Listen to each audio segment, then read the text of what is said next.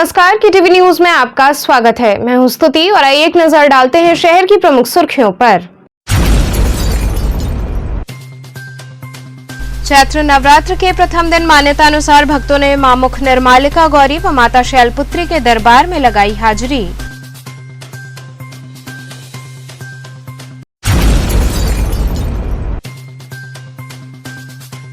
नव संवत्सर के उपलक्ष्य में हिंदू युवा वाहिनी द्वारा निकाली गई भव्य शोभा यात्रा।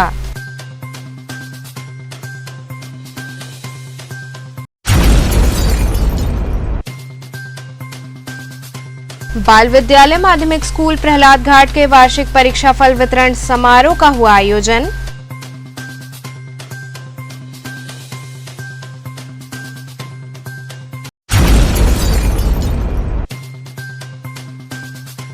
और राजेंद्र प्रसाद घाट पर शनिवार गोष्ठी द्वारा महामूर्ख मेले का किया गया आयोजन।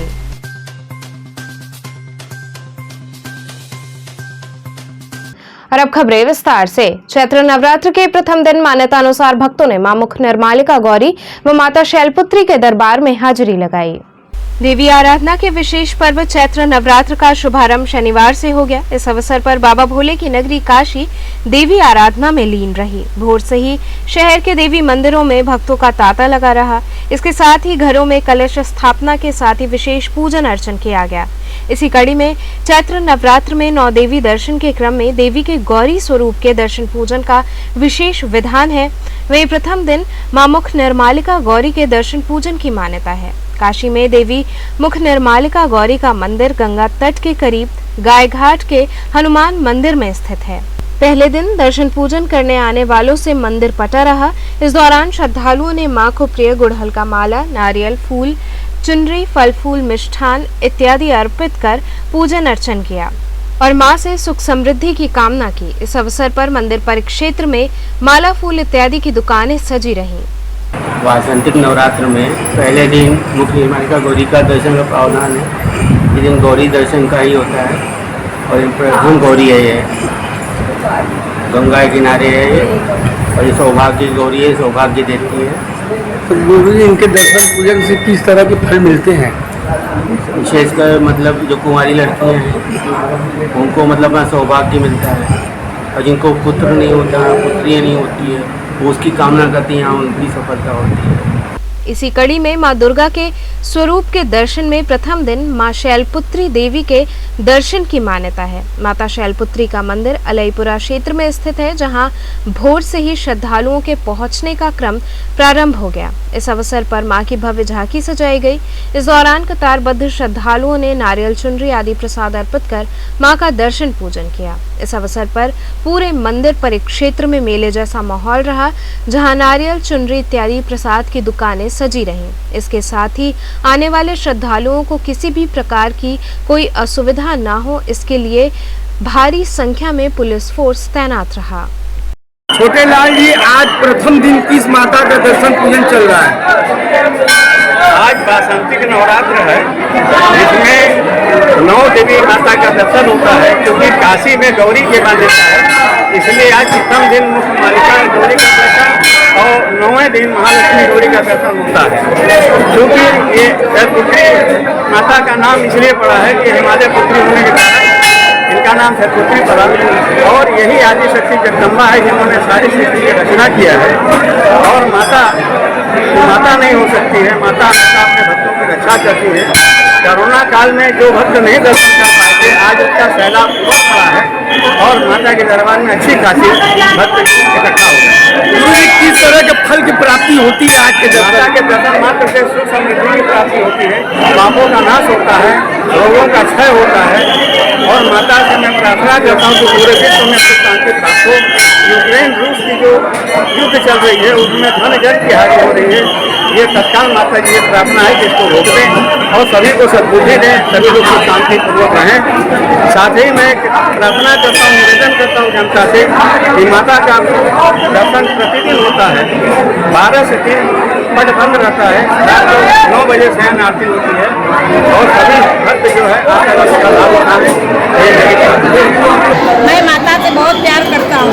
मेरे माता 2 साल से हम लोग को दर्शन नहीं मिल रहा। इस वक्त इतना जनता का भीड़ हुआ है दर्शन माता के लेने के लिए। माता हम लोग को बहुत सुखी रखें, सबको सुखी रखें। जो मोदी सरकार कर रहा है बहुत अच्छा कर रहा है। कितने साल से दर्शन करने आ रही हैं? हम लोग अरे हम 35 साल से दर्शन करने आ रहे हैं। आज जो है माता जी का दर्शन जो है शैलपुत्री इनका नाम है। ये शैल की पुत्री है और शास्त्र में वर्णन है प्रथम शैलपुत्री द्वितीय मृगाणी तृतीय चंद्र कुष्मांडी चतुर्थम पंचम सप्तम काल इनका जो है शास्त्र में वर्णन है और इनका दर्शन करने से सब जितने मनोकामना। मंदिर की क्या मान्यता है? कितना साल पुराना है ये जो मंदिर? यहाँ जो है बहुत पुराना है। हिंदू युवा वाहिनी द्वारा नव संवत्सर के उपलक्ष्य में भव्य शोभा यात्रा निकाली गई। नव संवत्सर के उपलक्ष्य में शुक्रवार को हिंदू युवा वाहिनी के मंडल प्रभारी व वाराणसी विकास प्राधिकरण के सदस्य अमरीश सिंह भोला के नेतृत्व में कार्यकर्ताओं ने नगर में भव्य शोभा यात्रा निकाली। शोभा यात्रा में भगवान राम, लक्ष्मण व सीता की झांकी देख श्रद्धालु निहाल हो उठे। जगह जगह शोभा यात्रा का लोगों ने स्वागत किया। शोभा यात्रा को वाराणसी दक्षिण के विधायक नीलकंठ तिवारी ने रवाना किया। मुख्य अतिथि के रूप में श्री अन्नपूर्णा मंदिर के महंत शंकरपुरी जी महाराज व विशिष्ट अतिथि के रूप में महंत बालक नाथ दास मौजूद रहे। शोभा यात्रा मैदान स्थित गुरु गोरक्षनाथ मंदिर से प्रारंभ होकर बुलानाला चौक गुदौलिया होते हुए चित्तरंजन पार्क पहुंचकर समाप्त हुई। इस दौरान विधायक नीलकंठ तिवारी ने भगवान राम के आदर्शों पर चलने की प्रेरणा दी। हिंदू युवा वाहिनी के मंडल प्रभारी अमरीश सिंह भोला ने कहा कि आज का दिन हम सभी के लिए बड़े गौरव का है। आज के दिन से हिंदू नव वर्ष की शुरुआत हो रही है। हम सभी को मिलकर इस दिन का भव्य स्वागत करना चाहिए। इस अवसर पर प्रदेश उपाध्यक्ष मनीष पांडे, जिला प्रभारी त्रिलोकी राम शास्त्री, जिला संयोजक सुनील सिंह, जिला अध्यक्ष आशुतोष सिंह सहित समस्त कार्यकर्तागण उपस्थित रहे। आज हिंदू वाहिनी वाराणसी के तत्वाधान में गोरखनाथ मंदिर मैदागिन से हिंदू नव संवत्सर स्वागत शोभा यात्रा का आयोजन किया गया। ये यात्रा मैदागिन से चल करके बुलानाला चौक, बांस फाटक और गुदौलिया होते हुए चितनरा पे समाप्त हुआ। इस यात्रा का उद्देश्य हिंदू नववर्ष के स्वागत अभिनंदन को लेकर के और हिंदुत्व का जागरण को लेकर के काशी के सड़कों पे हिंदू नववर्ष को लेकर के गजब का उत्साह था। और इस आयोजन के लिए मैं हिंदू वाहिनी परिवार और खासतौर पे देश के प्रधानमंत्री मोदी जी का और उत्तर प्रदेश के मुख्यमंत्री योगी जी का धन्यवाद देता हूं कि जिनके वजह से आज ये जागरण का कार्यक्रम बृहद रूप से चल रहा है। बोला कि किस तरह का संदेश भी देंगे काशीवासियों को? देखिए, हिंदू नववर्ष जो है एक विज्ञान से जुड़ा हुआ है, हिंदुत्व जागरण का विषय है। जिस प्रकार से मोदी जी और योगी जी के नेतृत्व में देश और प्रदेश में कार्य हो रहा है, उनके नेतृत्व में अपने खोई हुई परंपरा को हम वापस ले आने का कार्य हो रहा है। मैं आज इस कार्यक्रम के माध्यम से हम लोगों ने आह्वान किया है कि काशी के नौजवान अपने नववर्ष को बहुत ही उत्साह के साथ मनाएं। जैसे अंग्रेजी नववर्ष मनाते हैं, उससे बेहतर बड़े स्तर पे नववर्ष का कार्यक्रम, हिंदू नववर्ष का कार्यक्रम होना चाहिए। और आप देख रहे होंगे काशी में गजब का उत्साह मोदी जी और योगी जी के सानिध्य में देश और प्रदेश के अंदर नववर्ष का कार्यक्रम बहुत ही बृहद। बाल विद्यालय माध्यमिक स्कूल प्रहलाद घाट में वार्षिक परीक्षा फल वितरण समारोह का आयोजन हुआ। बाल विद्यालय माध्यमिक स्कूल का वार्षिक परीक्षा फल वितरण समारोह का आयोजन किया गया, जिसमें नर्सरी से कक्षा 11 तक के छात्र छात्राओं का परीक्षा फल 100% रहा। मां सरस्वती के चित्र पर विद्यालय की प्रबंधक द्वारा माल्यार्पण कर कार्यक्रम की शुरुआत हुई। अनेकों सांस्कृतिक कार्यक्रमों के बीच परीक्षा फल वितरित किया गया। विद्यालय की प्रबंधक जयशीला पांडे व प्रबंधक मुकुल पांडे ने उत्कृष्ट स्थान प्राप्त करने वाले विद्यार्थियों को स्मृति चिन्ह प्रदान किया। इसके साथ ही उन्हें निरंतर आगे बढ़ते रहने की प्रेरणा दी। इस अवसर पर मंजुल पांडे, स्नेहलता पांडे, चंदन चौधरी सहित विद्यालय के छात्र छात्राएं व अभिभावक उपस्थित रहे। आज हमारे यहाँ उन बच्चों को परीक्षा फल दिया जा रहा है जो बच्चे टॉपर क्लास के रहे हैं, और हम तो ये मानते हैं कि इसमें अध्यापक, अध्यापिकाओं, बच्चों और उनके अभिभावकों का बड़ा योगदान रहता है। अगर कोरोना पीरियड में हमने ये त्रासदी झेली है और ऑनलाइन सारी शिक्षा हुई, लेकिन उसके बाद जब ऑफलाइन शिक्षा हुई तो वो बच्चे कैसे टॉप कर गए। और वो बच्चे नहीं टॉप कर पाए जो कि ये दोष देते हैं कि ऑनलाइन में हमने पढ़ा नहीं, टीचर ने पढ़ाया नहीं। लेकिन इन बच्चों को अवार्ड, तो मेरा उद्देश्य ये है कि मैं गार्जियन को वो ट्रॉफी देना चाहता हूँ, बच्चों को सर्टिफिकेट देना चाहता हूँ, ताकि गार्जियन अपने यहाँ वो सामने रखे और इन बच्चों को डॉक्टर, इंजीनियर, सेना में, भारतीय राजनीति में कहीं भी भेजने के लिए जो है प्रेरित करे, ताकि बच्चे पढ़ लिख के फर्स्ट डिवीजन, फर्स्ट पोजीशन लाएं और सदैव लाते रहें। यही हमारी शुभकामना है और यही हम चाहते भी। शनिवार गोष्ठी द्वारा महामूर्ख मेले का आयोजन राजेंद्र प्रसाद घाट पर किया गया। नगर की प्रतिष्ठित साहित्यिक संस्था शनिवार गोष्ठी द्वारा राजेंद्र प्रसाद घाट पर महामूर्ख मेले का आयोजन किया गया। अपने ढंग के इस अनोखे हास्य महोत्सव को स्वर्गीय अन्नपूर्णानंद की याद में मनाया गया। इस दौरान अजूबा विवाह कराया गया, जिसमें महिला दूल्हा और पुरुष दुल्हन की शादी कराई गई। महिला दूल्हा कमलेश वर्मा नगाड़े की धुन पर नाचते हुए विवाह मंडप में आए, तो पुरुष दुल्हन लंगड़ाते हुए वहां पहुंची।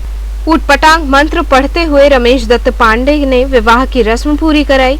यह हास्य मंचन देख लोग लोटपोट होते रहे। वहीं इस मौके पर जगदम्बा तुलसियान, श्यामलाल यादव, दिलीप सिंह सिसोदिया, दिलीप तुलसियान इत्यादि लोगों को सम्मानित किया गया। इसके साथ ही राधेश्याम भारती, प्रमोद पंकज, अजीत शुक्ला इत्यादि कवियों ने अपनी अपनी रचनाएं सुनाई।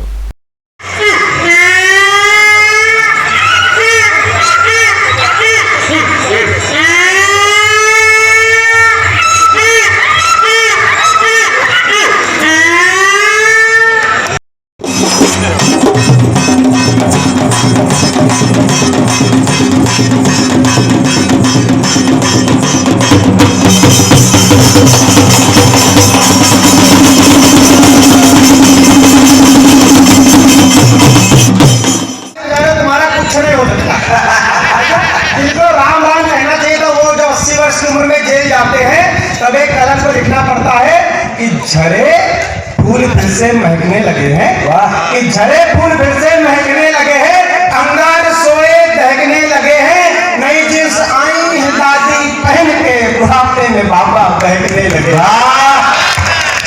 देखो जो कुछ है लिखा पढ़ी में भूल जाओ तो बेइज्जती होती है। कभी एक मंच पे गए तो उन्होंने कहा कि मेरी दौलत भी ले लो, मेरी शोहरत भी ले लो, मेरी दौलत भी ले लो, मेरी शोहरत भी ले लो। यहाँ की तरह कार्यक्रम 6 बजे का था, 8-9 बजे शुरू हुआ, श्रोता कहाँ तक बर्दाश्त करता। फिर उसने कहा कि मेरी दौलत भी ले लो, मेरी शोहरत भी ले लो। आप जैसा श्रोता खड़ा हुआ, बोला बड़ा दुखी मालूम पड़ता है, इसकी औरत भी ले लो। सारे प्रियजनों सलीम का सलाम लीजिए। हाँ भाई साहब खींच दीजिए। चलिए यहीं से शुरू हो जाता हूँ, 4 पंक्ति हाजिर कर रहा हूँ। ये जब जब कैमरा उठाएंगे तो दाढ़ी टोपी वाला इनको याद आएगा। हाजिर कर रहा हूँ थोड़ा हंसने हटाने के लिए। महामूर्ख सम्मेलन 2022, ध्यान दीजिएगा कि पास उसके भी कैमरा होगा,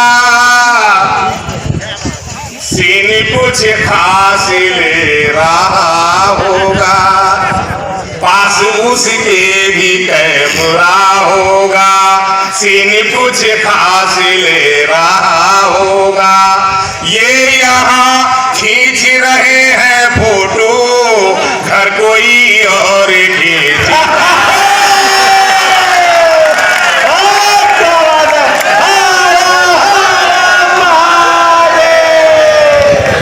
ये किस तरह का कार्यक्रम चल रहा है? कितनी पुरानी परंपरा है ये 54वां वर्ष है इस वर्ष, 54वां वर्ष है इस साल।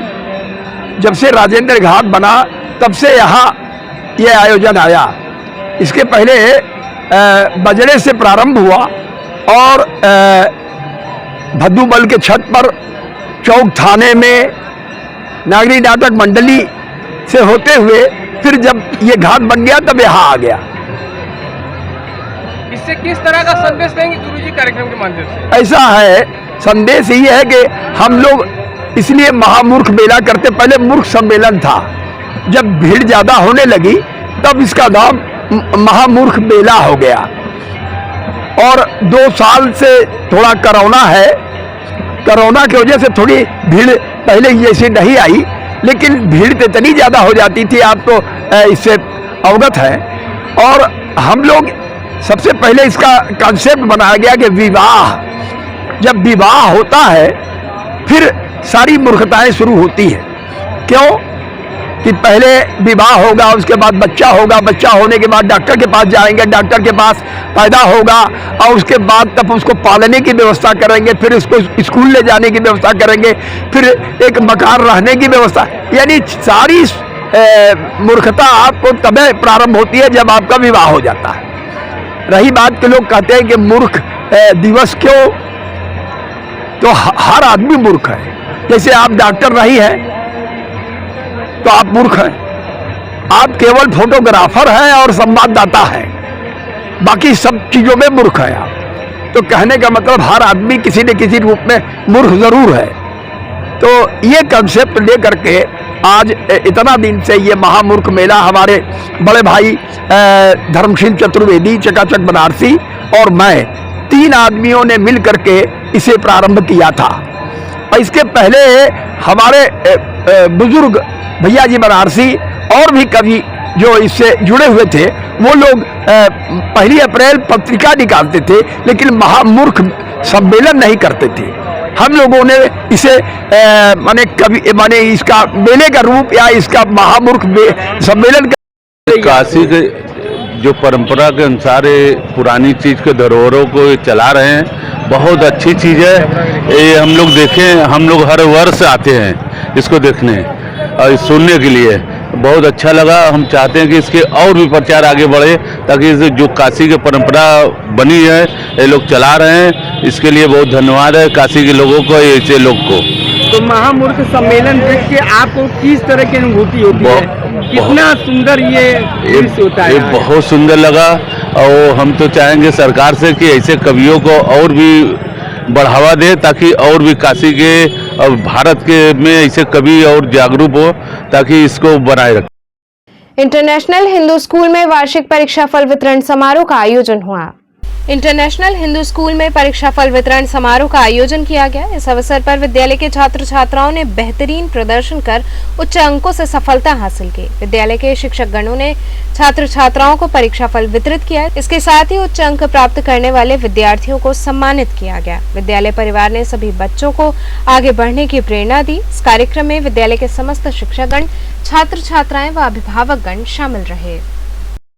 मैं लाइमा ओहायो अमेरिका में रहता हूँ और 2 साल के बाद आज कुछ हफ्ते पहले, 1-2 हफ्ता पहले मैं आया हूँ स्कूल। 2 साल तक कोरोना हम लोगों ने मैनेज किया वहीं से, अमेरिका से डेली वीडियो कॉन्फ्रेंसिंग करके। तो आज का दिन आखिरी दिन है अपने स्कूल के सत्र का। इसमें पेरेंट टीचर मीटिंग हो रही है। इसमें पहले कक्षा से लेके और 8वीं तक के और उसके बाद 9th और 11th के बच्चों का एग्ज़ाम हुआ है। तो सब अपना रिजल्ट लेने आए और उनको बताया जा रहा है अगले साल के लिए कि क्या कार्यक्रम हम लोगों का है। तो इस समय तो सबको हम लोग सिखा रहे हैं कि क्या क्या इम्प्रूवमेंट हम लोग करने जा रहे हैं अगले साल। एक बड़ी इम्पॉर्टेंट चीज़ जो अगले साल हम लोग करने जा रहे हैं वो है कि कंबाइंड कोर्स, इसमें जो नीट और जो जेईई इसके जो विषय हैं उनको हम 6th क्लास से पढ़ाना शुरू करेंगे, 6 से 11th तक। हमारा उद्देश्य ये है कि बच्चों को कोचिंग के लिए स्कूल छोड़ना न पड़े। हम उनको स्कूल के रेगुलर टाइम में इतना पढ़ा देंगे क्योंकि उनका सर्वांगीण विकास होना चाहिए। जो अपने स्कूल में हैं पूरा समय दें। हमको ये अच्छा नहीं लगता है कि बच्चे स्कूल मत जाओ, खाली कोचिंग करो, ये उनके लिए ठीक नहीं है। तो हम लोग बहुत सी स्किल्स भी सिखा रहे हैं, नई नई स्किल्स हैं जो पहली बार हो रहा है। डेली की जो रिक्वायरमेंट है, आप सवेरे से उठ करके रात तक जिस जिस चीज़ में आपको काम की ज़रूरत है, साइकिल आपको पंचर बनाना मालूम होना चाहिए, आपको स्विच वाशर लीक कर रहा है घर पे, उसको सिखा रहे हैं, सिलाई का काम हम सिखा रहे हैं। बहुत सी चीज़ें डेली रूटीन वाली जो घर में काम आती हैं, तो उसकी शिक्षा हम लोग दे रहे हैं। और बड़ा हम लोगों को खुशी है इस बात की। हम लोगों ने तो आज एक हवन किया, ये सबके विश्व के लिए हवन किया, और उसमें भगवान से प्रार्थना किया कि पानी बरसाइए। इतनी गर्मी पड़ रही है कि सब लोग त्रस्त हैं। तो we are very happy, turnout बहुत अच्छा है, सब बच्चे आ रहे हैं, पेरेंट्स आ रहे हैं। और इस बार हम देख रहे हैं कि जो इंटरनेशनल हिंदू स्कूल ने इतना परिश्रम किया है टीचर्स ने लास्ट 2 इयर्स में, भरमार लगी हुई है एडमिशन की, और हम लोगों को देख करके बड़ी खुशी होती है कि दूर दूर से लोग आ रहे हैं एडमिशन लेने यहाँ पर। यहाँ रुकेंगे एक छोटे से ब्रेक के लिए, आप बने रहिए KTV के साथ।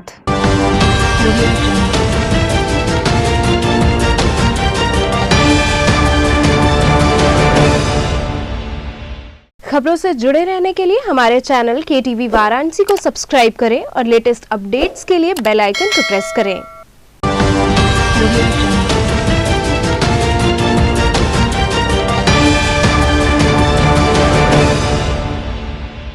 ब्रेक के बाद आपका स्वागत है। BHU से संबद्ध CHS में लॉटरी सिस्टम से प्रवेश प्रक्रिया समाप्त करने हेतु कुलपति को ज्ञापन सौंपा गया। काशी हिंदू विश्वविद्यालय से संबद्ध सेंट्रल हिंदू स्कूल में लॉटरी सिस्टम द्वारा प्रवेश प्रक्रिया समाप्त करने के संदर्भ में कुलपति को ज्ञापन सौंपा गया। इस दौरान ज्ञापन सौंपने वालों ने कहा कि विगत 2 सालों से कोरोना के नाम पर CHS की प्रवेश परीक्षा को बंद करके लॉटरी और 10वीं के परसेंटेज पर प्रवेश दिया जाने लगा है। इस साल भी BHU ने CHS की प्रवेश परीक्षा न कराकर पुनः उसी प्रणाली पर प्रवेश देने का निर्णय लिया है। इस तरह की प्रणाली CHS प्रवेश प्रक्रिया की विश्वसनीयता पर सवालिया निशान खड़ा करती है। उन्होंने कहा कि यदि 48 घंटे में कोई सकारात्मक कदम नहीं उठाया गया तो हम सभी आंदोलन हेतु बाध्य होंगे। जैसा कि पिछले दिनों कल लगभग विश्वविद्यालय प्रशासन ने एक नोटिफिकेशन जारी किया है, जिसमें बताया कि जो CHS जो काशी हिंदू विश्वविद्यालय से संबद्ध विद्यालय है, वहाँ पे 6वीं 9वीं और 11वीं की जो प्रवेश परीक्षा है, उसमें 6वीं और 9वीं की जो प्रवेश परीक्षा को खारिज कर दिया गया है और वहाँ लॉटरी जुआ सिस्टम से एडमिशन होगा। वहीं जो 11वीं की प्रवेश परीक्षा है वो मार्क्स के आधारित पर होगा। हम विश्वविद्यालय प्रशासन से पूछना चाहते हैं, क्या कोई जुआ जो है क्या किसी कंपटीशन एग्जाम को कम्पीट कर सकता है? एक तरफ देश में प्रधानमंत्री कह रहे हैं कि जो परीक्षा प्रणाली है, जो कंपटीशन का एग्जाम है, उसको और तरीके से बढ़ाया जाए, और वहीं एक तरफ विश्वविद्यालय प्रशासन जो है उसको ख़त्म करने पे लगा हुआ है। तो सीधे सीधे स्पष्ट हमारी मांगे हैं, क्या जो गरीब तबके का बच्चा जिसके पास बहुत कम रिसोर्स उपलब्ध है, आज क्वालिटी एजुकेशन के नाम पे 2-3 विद्यालय ही सामने आते हैं, चाहे जवाहर नवोदय विद्यालय हो, केंद्रीय विद्यालय हो, या फिर CHS जैसे कुछ चुनिंदा विद्यालय, वो बच्चे कहाँ जाएंगे? उनके पास इतने पैसे नहीं होते हैं ठेले खोमचे वाले के पास, गरीब मजदूरों के पास, जो अपने बच्चों को महंगी फीस में पढ़ा सके। तो ऐसे में हमारा विश्वविद्यालय प्रशासन से अनुरोध है कि इस प्रकार की जो सतही जो नोटिफिकेशन आपने जारी किया उसको तुरंत वापस ले लीजिए। अगर वो 48 घंटे के भीतर वापस नहीं लेते हैं तो हम लोकतांत्रिक तरीके से विश्वविद्यालय के भीतर और शहर के आम जनमानस से भी अपील करेंगे कि वो बाहर निकले और CHS को बचाने के लिए, जो उसकी क्वालिटी को बचाने के लिए आप लोग आगे आए और विश्वविद्यालय प्रशासन को बताएं कि ऐसी चीजें हम बर्दाश्त नहीं करेंगे। दोबारा कार्यभार संभालने के बाद प्रथम काशी आगमन पर केशव प्रसाद मौर्य पत्रकारों से रूबरू हुए। यूपी सरकार में दोबारा उप मुख्यमंत्री का कार्यभार संभालने के बाद पहली बार बनारस पहुंचे केशव प्रसाद मौर्य ने कहा कि जैसा अपराधी होगा वैसी ही कार्रवाई की जाएगी, जहां जरूरत होगी वहां बुलडोजर भी चलेगा। मुख्यमंत्री योगी आदित्यनाथ से पूर्व मंत्री शिवपाल यादव की मुलाकात पर कहा कि योगी आदित्यनाथ प्रदेश के मुख्यमंत्री हैं, सबके लिए समान भाव रखते हैं। इस मुलाकात का भी कोई अलग अर्थ नहीं निकालना चाहिए। केशव प्रसाद मौर्य सर्किट हाउस में कार्यकर्ताओं के साथ बैठक कर रहे थे। उन्होंने कहा कि भाजपा ने बनारस समेत कई जिलों में ऐसा प्रदर्शन किया है जो पूरे प्रदेश के लिए एक मिसाल है। उन्होंने कहा कि परिणाम से साफ हो गया है कि जनता ने विपक्ष को नकार दिया है। मैं अभी आप जो सवाल मुझसे कर रहे हैं मैंने वो देखा नहीं है, किस बात की आप बात कर रहे हैं, किसने क्या कहा है, लेकिन मेरी तरफ से इतना ही कहना है कि यूपी के अंदर अवैध कारोबार कोई भी नहीं चलेगा। जो ऐसे लोग उन पर किस तरह की कार्रवाई होगी? क्या बुलडोजर चलेगा ऐसे लोगों पे भी? अब जो चलना वो चलेगा, जिस प्रकार का अपराध करेंगे उस प्रकार की कार्रवाई होगी और वो कार्रवाई शुरू हो गई। सर यूपी में अभी अभी एग्जाम चल रहा था इंटर वाला, उसमें पेपर लीक हुआ है। जो ब्रजेश मिश्रा है उन्होंने काफी संपत्ति अर्जित की है, ऐसे लोगों पे भी क्या कार्रवाई होने वाली है? आप तो मैं समझता हूँ दिखा रहे हैं लगातार क्या कार्रवाई हो रही। जो भी भारत के भविष्य के साथ, बच्चे मेरे देश के भविष्य और भारत के भविष्य के साथ जो भी खिलवाड़ करेगा और उसका जो भी हिस्सा बनेगा उसके खिलाफ जितनी भी कठोर से कठोर कार्रवाई हो सकती है वो हो भी रही है और होगी भी। नहीं सर, जो इस सरकार में इस बार आया है 2.0 में कि जो भी गलत काम करेगा उसके यहाँ बुलडोजर कर देगा, तो बुलडोजर कर जाने की जहाँ जरूरत होगी बुलडोजर कर जाएगा, जहाँ जेल भेजने की जरूरत होगी जेल भेजा जाएगा, जिनके ऊपर NSA लगाने की जरूरत होगी NSA लगाया जाएगा। लेकिन जो भी जिस प्रकार का अपराध करेगा उस अपराधी का संरक्षण करने के लिए बाबा विश्वनाथ भी उन्हें माफ नहीं करेंगे। शिवपाल यादव मिले हुए हैं मुख्यमंत्री जी से 20 मिनट तक और उन्होंने कहा कि पार्टी मिलाइए मुख्यमंत्री जी से मिलने में क्या है। कोई भी दल का नेता, अखिलेश यादव जी भी तो मिले विधानसभा में, तो आप ये नहीं पूछे कि अखिलेश यादव जी मिले हैं तो अखिलेश यादव जी भाजपा में कब आ रहे हैं। अच्छा, आप शिवपाल जी की बात पूछते रहते। चुनाव से पहले एक मुद्दा था रोजगार का और प्रथम 100 दिन में 10,000 रोजगार देने हैं, यानी एवरेज। आप चर्चा करो, जो कहा गया है वो करके दिखाएंगे। मैंने कहा कि अभी तो अखिलेश जी पहले आए हैं, उसके बाद देखिए कौन आता है कौन जाता है, लेकिन मेरे हिसाब से इसको इस रूप में नहीं लेना चाहिए, इसको इसी रूप में लेना चाहिए कि माननीय मुख्यमंत्री जी से किसी भी दल का कोई भी नेता समय लेकर के मिल सकता है और मेरे पत्रकार मित्र भी जब भी चाहे मुख्यमंत्री जी के आप फोन करके आप लोग भी मिल सकते हैं। धन्यवाद। स्वागतम काशी फाउंडेशन द्वारा नेपाल के नागरिकों को सम्मानित किया गया। वाराणसी के ललिता घाट पर स्थित पशुपतिनाथ मंदिर, जो नेपाली संस्कृति और विरासत का अद्भुत संगम है, वहां पर नेपाल के प्रधानमंत्री के आगामी काशी यात्रा के पूर्व संस्था के सदस्यों द्वारा वहां पर रहने वाले नेपाली नागरिकों का सम्मान किया गया और साथ ही बाबा विश्वनाथ की नगरी काशी से नेपाल के आराध्य पशुपतिनाथ जी से गंगा तट पर स्थित मंदिर में भारत और नेपाल मैत्री के लिए प्रार्थना की गई।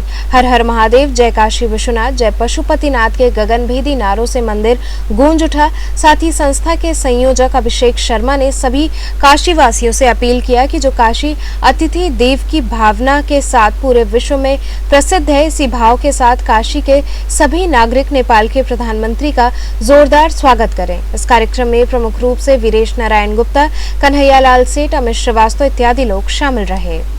जैसा कि विदित है कि 3 तारीख को नेपाल के प्रधानमंत्री जी का काशी आगमन हो रहा है और प्रधानमंत्री बनने के बाद पहला उनका विदेशी दौरा है, तो वास्तव में बाबा विश्वनाथ की नगरी से हम पशुपतिनाथ से हम प्रार्थना करते हैं कि जो हमारे भारत और नेपाल की जो मित्रता है वो अनवरत जारी रहे और मित्रता ऐसी हो कि जैसे कि पूरा विश्व देखे क्या सांस्कृतिक विरासत और जो साझा विरासत हमारी है उसको हम किस तरह 1-2 देश मिलकर आगे बढ़ा रहे हैं। इससे किस तरह का संदेश भी देंगे, मुख्यमंत्री जी के साथ में आ रहे पहली बार?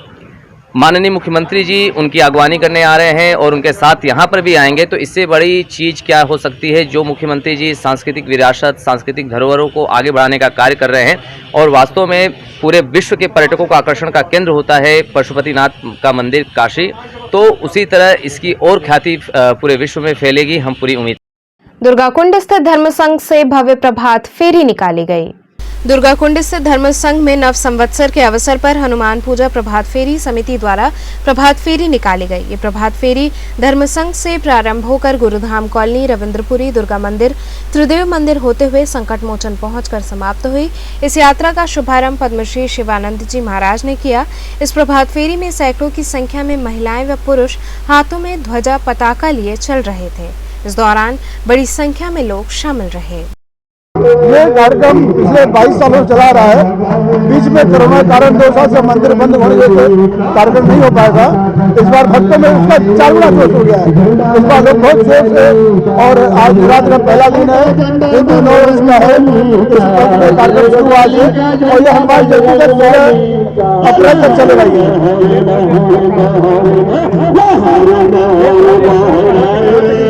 ये यात्रा जो है धर्म संघ से स्टार्ट शुरू करके रविंद्रपुरी होते हुए दुर्गा मंदिर, त्रिदेव मंदिर होते शंकर मंदिर तक जाएगी। वहाँ जाके महिलाएं जो है आरती करेंगे भगवान की और पुरुष जो है ये ध्वज लेकर जा रहे हैं, ये भगवान को अर्पित करेंगे। इसके बाद वहाँ से प्रसाद का वितरण होगा। 100 किलो प्रसाद का वितरण डेली किया जाता है। आज से शुरू हो गया प्रसाद वितरण वहाँ पे। उसके बाद यात्रा समाप्त हो जाएगी वहाँ पे और यात्रा 15 दिन लगातार चलेगी। हनुमान जयंती के दिन एक विशाल शोभा यात्रा का आयोजन किया गया है जो विराट काफी बड़े रूप में निकलेगी, जो धर्म संघ से निकलेगी। आम जनमानस को हम ये देना चाहते हैं कि इसमें हर प्रकार के, हर जाति के हर लोग आ सकते हैं और ये कार्यक्रम विश्व की शांति के लिए, कल्याण के लिए किया जा रहा है। आज जो तरह तरह की व्याख्याएं चली आ रही हैं, एक दूसरे देश को देख के देश बर्दाश्त नहीं कर रहे हैं, तो इस तरह की भ्रांतियां जो खत्म हो जाए और विश्व में शांति अमन रहे, उस उद्देश्य से हम लोग हनुमान जी से प्रार्थना करने जा रहे हैं। 95वीं बटालियन केंद्रीय रिजर्व पुलिस बल का 34वां स्थापना दिवस मनाया गया। 95वीं बटालियन केंद्रीय रिजर्व पुलिस बल पहाड़िया मंडी स्थित मुख्यालय में 34वां स्थापना दिवस मनाया गया। इस स्थापना दिवस के अवसर पर सुबह बटालियन के कमांडेंट अनिल कुमार वृक्ष ने देश की सुरक्षा में अपने प्राण न्यौछावर करने वाले शहीद हुए जवानों को श्रद्धांजलि दी। इसके पश्चात वाहिनी मुख्यालय अस्पताल में सुरेंद्र चौधरी पुलिस उप महानिरीक्षक रेंज चंदौली के नेतृत्व में एक रक्तदान शिविर आयोजित किया गया, जिसमें वाहिनी के अधिकारियों व जवानों ने रक्तदान किया। इसके बाद एक सांस्कृतिक कार्यक्रम का आयोजन हुआ। इस कार्यक्रम के मुख्य अतिथि राज्य मंत्री रविंद्र जायसवाल रहे, जिन्होंने दीप प्रज्वलित कर कार्यक्रम का शुभारंभ किया। इस कार्यक्रम के संबोधन में उन्होंने कहा कि केंद्रीय रिजर्व पुलिस बल का गौरवपूर्ण इतिहास रहा है। यही एक ऐसा संगठन है जिसके जवान देश की आंतरिक सुरक्षा में अपनी महत्वपूर्ण भूमिका निभा रहे हैं। इस कार्यक्रम में प्रमुख रूप से सीएमओ डॉक्टर श्री कृष्ण जायसवाल, द्वितीय कमान अधिकारी सुरेश मिश्रा, डिप्टी कमांडेंट महेंद्र मिश्रा सहित काफी संख्या में अधिकारी, जवान और उनके परिवार के लोग उपस्थित रहे। राजस्थान की महिला चिकित्सक के मानसिक उत्पीड़न व आत्महत्या के संदर्भ में चिकित्सकों ने मऊ जिले के कलेक्ट्रेट परिसर में धरना दिया। राजस्थान के दौसा की चिकित्सक अर्चना शर्मा के ऊपर 302 का मुकदमा दर्ज करने व मानसिक प्रताड़ना देने पर अर्चना शर्मा द्वारा आत्महत्या किए जाने को लेकर Indian medical association Uttar Pradesh द्वारा पूरे प्रदेश में विरोध प्रदर्शन करने के साथ मऊ जिले के कलेक्ट्रेट परिसर में पहुंचकर धरना दिया गया। इस दौरान आईएमए के सभी डॉक्टर्स ने एक स्वर में अर्चना शर्मा को आत्महत्या के लिए उकसाने के संदर्भ में दोषियों को कड़ी से कड़ी सजा देने की मांग की।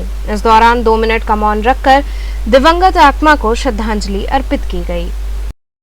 आज जैसे आपको पता है कि जो डॉक्टर अर्चना शर्मा के साथ जो उसने आत्महत्या किए मजबूर हुई है, उसी के लिए आज हम लोग आईएमए के सारे लोग, पूरा देशव्यापी हड़ताल चल रही है, जिसमें कि हम लोग आईएमए के सारे डॉक्टर्स यहाँ पे धरना स्थल पर बैठे हुए हैं। और हम लोग की एक मांग है कि एक ऐसा कानून बनाया जाए जिससे कि डॉक्टरों का उत्पीड़न बंद हो और जो कोई भी डॉक्टर निश्चिंत होकर इमरजेंसी अगर सीरियस मरीज को देखता है तो सीरियस मरीज को देखने में वो डरे ना, और उसको मरीज के परिजनों को भी आश्वासन देना चाहिए कि सर अगर आप कोशिश करिए, बाकी भगवान है ऊपर, सबको पता है कि एक इंसान के जो हद है वो कोशिश ही कर सकता है और ऊपर मालिक है उसको जो मदद करने वाला है। तो आज इसके द्वारा हम लोग ऐसा चाहते हैं कि सरकार से और समाज से हर लोग जागरूक हों कि जो ये ना सोचे कि हर जो मरीज अस्पताल में आ रहा है उस हर मरीज उसकी बचेगा ही। कुछ मरीज जो सीरियस होंगे उनकी मृत्यु होगी और उसको एक्सेप्ट करना चाहिए। और हम लोग डॉक्टरों की भी जिम्मेदारी है कि हम लोग अपनी ओर से भरसक कोशिश करें, पूरी कोशिश करें जिससे कि मरीजों की अधिक से अधिक जान बचाई जा सके। और हम लोग अपने एसोसिएशन के माध्यम से और ये सबसे सरकार से, प्राइम मिनिस्टर से सबसे अपील करते हैं कि एक ऐसा कानून बनाया जैसे कि हम लोग निश्चिंत होकर अपनी सेवा आपको दे सकें। तो चलते चलते पुनः एक नजर डालते हैं शहर की प्रमुख सुर्खियों पर। चैत्र नवरात्र के प्रथम दिन मान्यता अनुसार भक्तों ने मां मुख निर्मालिका गौरी व माता शैलपुत्री के दरबार में लगाई हाजिरी।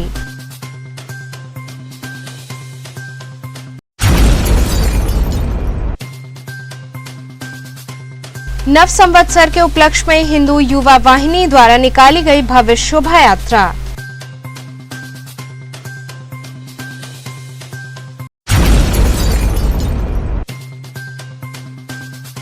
बाल विद्यालय माध्यमिक स्कूल प्रहलाद घाट के वार्षिक परीक्षा फल वितरण समारोह का हुआ आयोजन।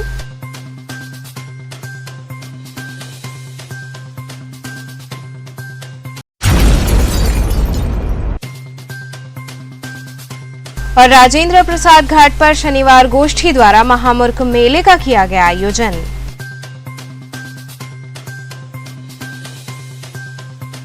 तो ये थे आज के समाचार। कल फिर होगी मुलाकात, तब तक के लिए नमस्कार।